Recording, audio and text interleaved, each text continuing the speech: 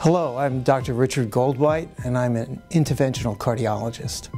We're the people who help cardiac surgeons, but more often we're actually fixing your arteries with amazing techniques without an incision.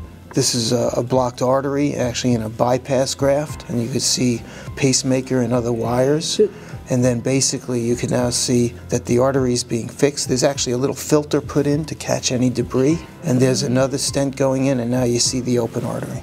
We're basically revascularizing your heart, restoring blood flow to your heart muscle, and that could help get you back in action. So that's the left main coronary. It takes 10 seconds to put in that new valve. 10 seconds, the actual part that replaces the valve. You know, 10 years ago, that was a dream. Changes that I have seen in medicine during my career, just absolutely amazing. Things are evolving and improving, and I'm just so happy and thrilled to be able to do the things that I do and partnering with my patients and seeing how they do over the years. It's just like gold.